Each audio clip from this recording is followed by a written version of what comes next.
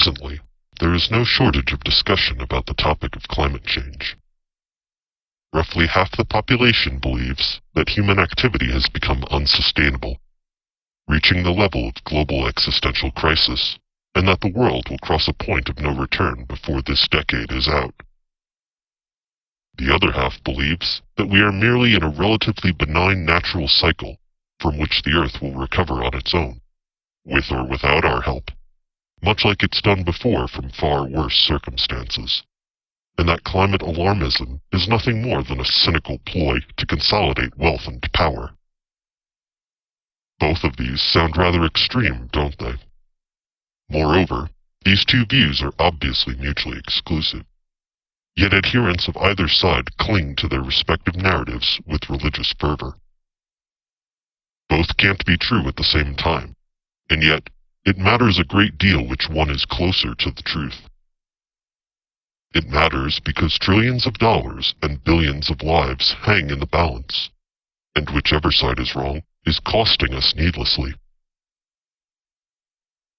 If the threat of climate change turns out to be not only real, but apocalyptic, then the activists are right in that no expense should be spared in stopping it, since we have only one planet, and we all share the same fate if it becomes irreparably destroyed. Although, if you look around, it seems the behavior of many proponents doesn't adequately reflect the urgency of their beliefs. Their actions don't match their words, or they'd be doing far more to stop it. That aside, many will claim that we should still hedge our bets and do whatever it takes, even if it turns out to be wrong, because the downside is far too high to leave to chance. And in the abstract, I agree. However, the climate skeptics also have a valid point, insofar as, if climate change is overblown, or even outright false, then pouring money and resources down the drain on a non-issue leaves us vulnerable to any of 1,000 other threats that are real and far more urgent, which could just as easily destroy us before then. If we had money to burn, there would be no risk in spending money on projects that went nowhere. But the reality is that resources are scarce, and we must manage them with care. We must leverage the best information we have to deal with each crisis as it comes, while always being wary that something worse could still loom on the horizon. Again, it matters what the truth is in terms of the real-world consequences. However, rather than get bogged down in the weeds of arguing the details of climate change, and whether it's a hoax or an imminent threat, I would like to propose a simple system that completely bypasses the question altogether and goes straight to the heart of the matter. That system is as follows. We should consider any and all solutions to the climate change problem as if it were a real and serious threat, but only implement those solutions that would still be good ideas, even if it wasn't a threat at all. In other words, people can propose whatever plans they want, but we're only interested in those things that both sides agree would leave humanity better off in the end. Everything is up for discussion, but we will only put into practice those policies that are safe and effective, and we won't destroy people's lives, their savings, their property, or their health and happiness to do it. It's not an either-or, and I am confident that many such solutions exist which satisfy both requirements. Case in point, carbon taxes only make sense in a world where climate change is a problem, but are purely wasteful and burdensome in a world where climate change is a hoax.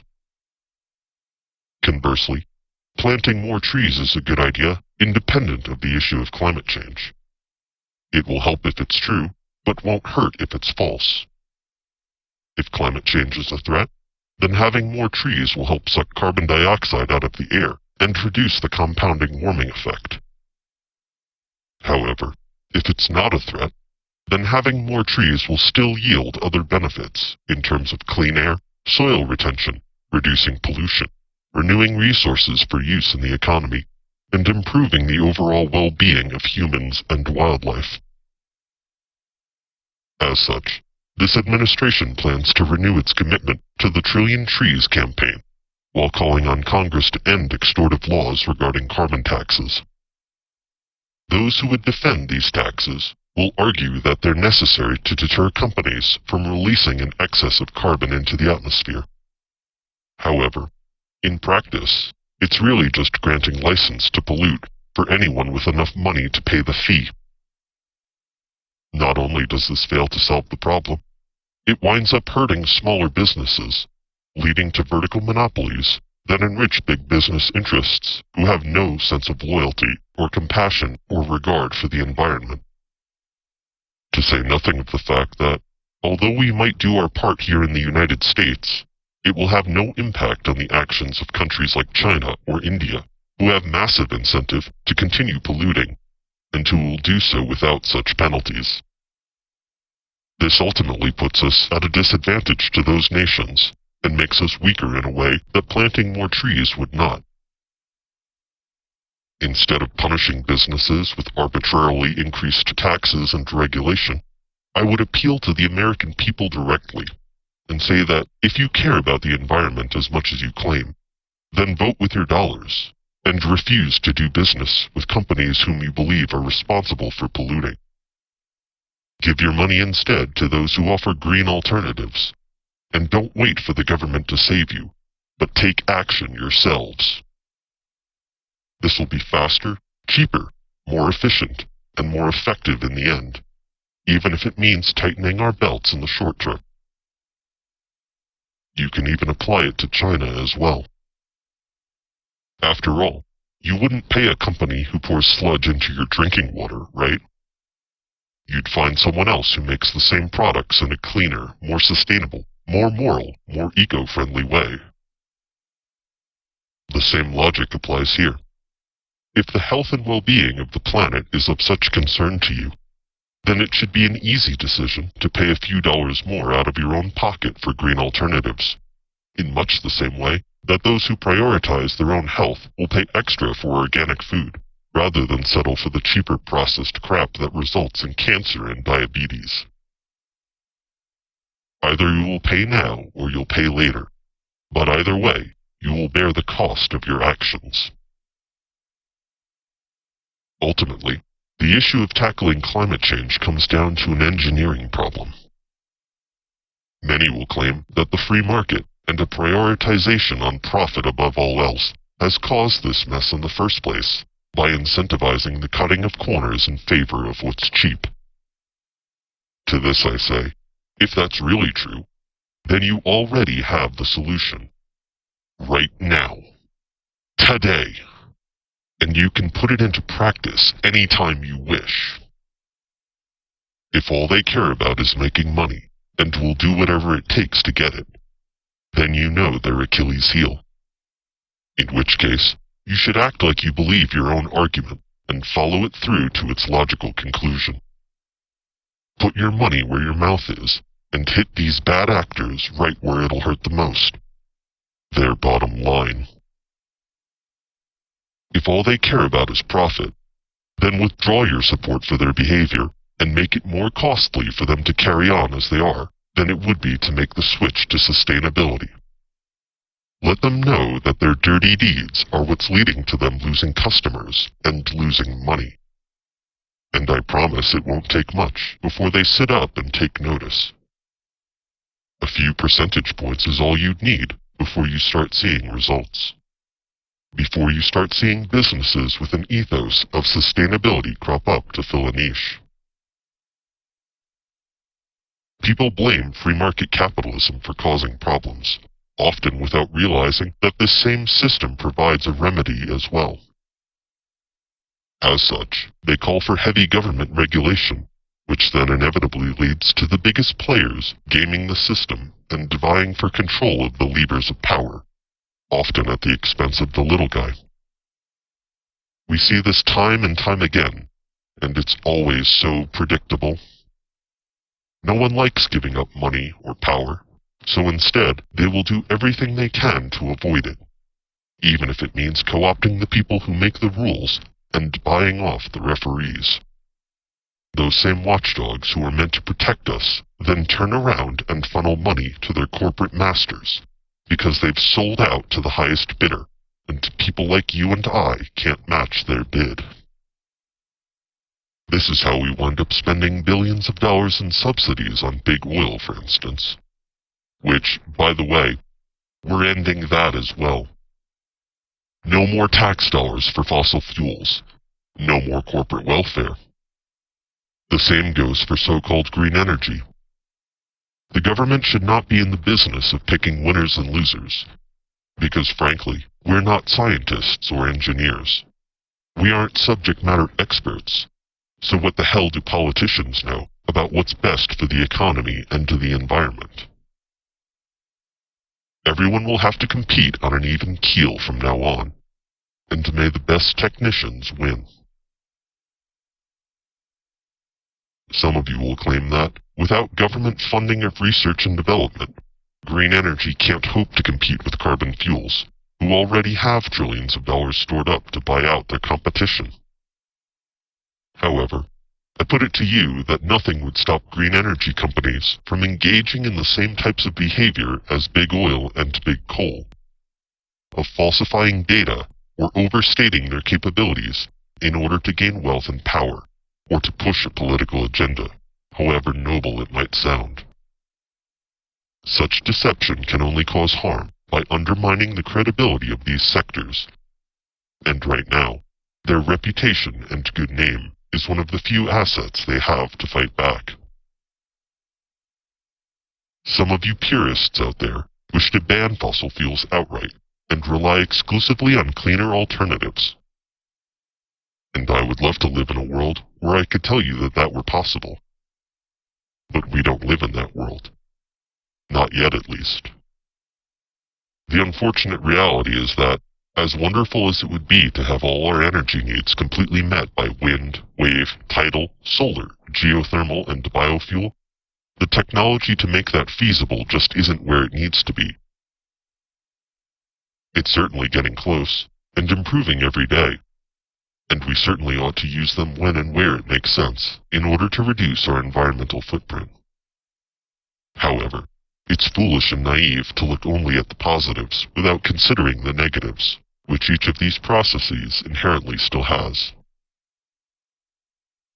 In the long term, we will get better at this, and be able to lean more heavily on green technology until it becomes the dominant form of energy. But in the short term, we can't go tearing down the gas, coal, and oil plants just yet, because those will still be needed as a fallback option. Thus, this administration will consider an all-of-the-above approach, and defer to scientists and engineers as to what processes best meet the needs of the populace at any given place and time. We shall, of course, prefer clean and renewable sources where possible, but we also recognize the need for more traditional energy sources in some instances. As such, we will make no sweeping claims about banning entire industries, upon which many of you rely not just for power, but for your livelihoods as well. Change must occur, and it must happen quickly, but it must not happen foolishly. Before we can dismantle the old, we must build something new to replace it, or else we risk throwing the baby out with the bathwater. I share your concerns about the many dangers of so-called fossil fuels, how they pollute the environment and require us to be entangled in the affairs of foreign countries.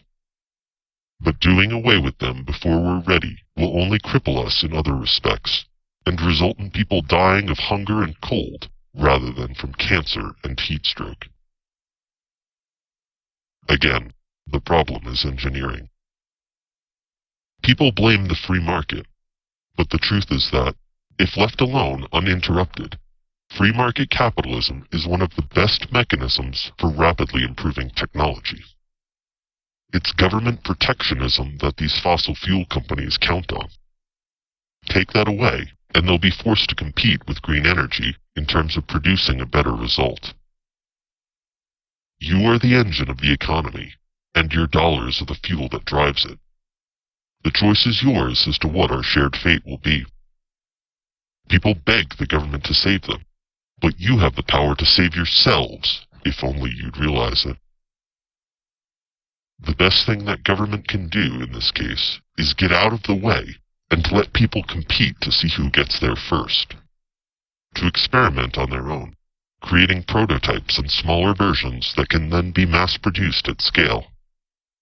Such products we shall champion and cheer and advocate for when they finally arrive. As such, I have directed Virtual Secretary of Energy Michael Schellenberger to greenlight the permitting of as many sustainable projects as possible, taking care to consider the downstream consequences and environmental impact of any individual proposals, of course.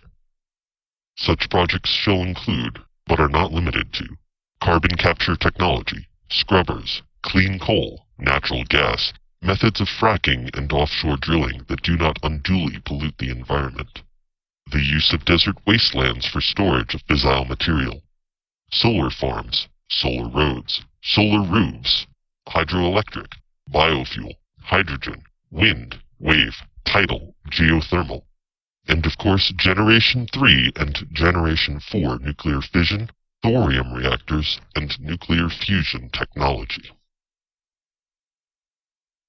For those concerned about the prospect of nuclear reactors, who conjure images of Chernobyl, Fukushima, or 3 Mile Island, take comfort in knowing that your fears are unfounded, for many of the problematic reactors of the past are older versions that lacked proper procedures and safeguards, which have since been remedied. Our understanding of nuclear power has advanced a great deal in recent decades, to the point where we can now virtually assure a meltdown-proof form of fission. And we shall not be so foolish as to build them along tectonic fault lines, or within range of other disaster zones. Consider also the various nuclear-powered submarines currently in use by the U.S. Navy around the globe. Do you share the same fear of them that you do for a power plant? No, you don't. And rightly so, for we have the best engineering minds on the planet building them for us. If you're still not convinced, I have directed the Energy Secretary to make available scientific literature on all these subjects, which you can access on the Department of Energy's website. We will also be exploring the possibility of building composite reactors along the vast coastline of the United States, in the Atlantic, Pacific, and Gulf of Mexico, to reduce our reliance on energy imports and to make us a net energy exporter to the rest of the world. These reactors will take advantage of the combined capabilities of wind, solar, and tidal forces, with care given to both impact on the local environment and resistance to local weather conditions, so as to avoid unexpected power outages. Already, such devices have shown promise throughout Europe, but I think we can do even better if we put our best and brightest minds to it.